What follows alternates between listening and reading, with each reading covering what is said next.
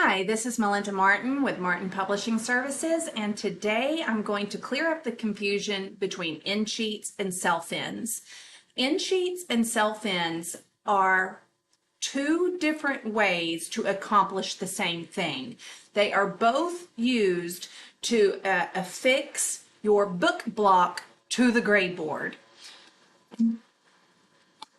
Why this matters, why you would choose one over the other, is if you want to use a different paper at the beginning and end of your book than what your book block uses, you're going to use end sheets. If you want to use the same paper, you're going to use self-ends. Clear as mud? Okay, good. So the difference is not just in which one you want.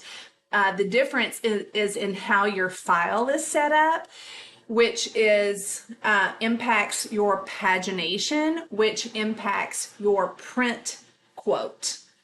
So let's look at a book that uses end sheets. Now, self-ends is the most popular, but end sheets is going to help me better explain what a book block is. So we're going to start there. So in My Friend the Marshmallow Man by Grant Vazos, when we very first open this book, we see this blue uncoated paper. This is like a cardstock paper, or is a cardstock, not like a cardstock. And you can see that he was able to write in here a note to me, or whoever he wants to write a note to. The uncoated paper allows you to write with whatever instrument you want. If you want to use a pencil, a crayon, a marker, lipstick, whatever you got, this is uncoated paper and you can just get busy. So when we turn the page, you can see how the paper changes from the uncoated paper to this paper with the shine on it. Okay, now this is actually page 1 of your book block. And here is the last page of the book block. Okay, so this is the book block. Now, when you do end sheets, the printer, sometimes you can just send a color code. Sometimes the printer will have different color paper for you to choose from. And you could also optimize your end sheets by doing custom printed end sheets. If you're submitting your own end sheet files, then the printer that we work with at IEPC requests them to be the front end sheets are one file and the back end sheets are one file. Now these are actually 4 pages each because page 1 is glued down to the hardboard. In this type of printing, each side of the page counts as one page. So what's glued down is page 1 of the end sheet. This is page 2 of the front end sheet, page 3, and page 4 of the front end sheet. Now the book block is counted from page 1. This is page 1, and then it goes, I'm just going to say 28 pages. I don't remember offhand. And this, so it starts on a single page, the book block, and it ends on a single page. And then the back end sheets, this is page 1 of the back end sheet, page 2, 3, and then page 4 of the back end sheet file is glued to the back greyboard, okay? And what that looks like from a file setup standpoint is, now this is in Adobe InDesign, which is the industry standard for book layout. So let me open up, this is just the pages panel to kind of give you an overview. So you can see this is a single page, page 1. Okay, so this was 36 pages. And this is a single page, page 36. But then we have what's called facing pages. 2 facing pages make a spread, and so, but we still set them up as individual pages. We'll export them as spreads in InDesign, but the file setup is done as single pages, but you have to set it up as facing pages. I know, it's complicated, right? So what this looks like here, let's go back and let's go to the beginning to show you a bigger picture.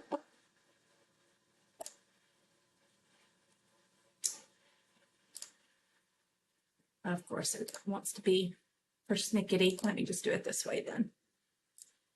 Okay, let me turn off my guides. And so this is page 1, page 2, page 3, 4, and 5, and all the way through the book till it gets to the very end, and then page 36. Okay, so how this is different from self-ends is, well, let me show you this too. Okay, so on the end sheets, we've got a couple different things going on here to make the end sheets work. So again, this is the book block, this part. And so when you're using end sheets, the end sheets are bound to the greyboard, and then the book block is bound to the end sheet, or it's glued to the end sheet. You can kind of see how that is like that. That is the end sheet being affixed to the page 1 of the book block. And then at the back, it does the same thing. We have the very last page being affixed to the first page of the back end sheet, okay? Now, when you're using self ends, there is no different paper. It is using, all of this is the book block, but it's using page 1 of the self end, which is, you can't see it because it's glued down. So page 1 is glued down to the greyboard. So this actually is page 2, and then 3, 4, 5, so forth and so on. And this is a 48-page book, I believe. So this would be 46, 47, and then 48 is the glue down. And what this looks like in InDesign is the very first page is blank. See here, it's a single page like the end sheet, like the Marshmallow Man. It starts on a single page, but this one we're going to leave blank. But just because it's blank doesn't mean it's not important. It still goes toward that page count. And so when I pull up my pages panel, you can see page 1, it's blank, and page 48 is blank. But this is a 48-page book block, and that's what the print quote was built for, was 48 pages. Whereas the Marshmallow Man, it is a 36-page book block, but then it's also using 8 additional pages for the end sheets. He wasn't charged for those end sheets because a solid color end sheet is provided by the printer, but when you do custom printed end sheets, those are usually an upcharge, so your printer needs to know, are you using self ends? Are you using end sheets? If you are using end sheets, are you using a solid color, or are you providing custom printed end sheets? Hope this was helpful. Let me know if I can answer any questions.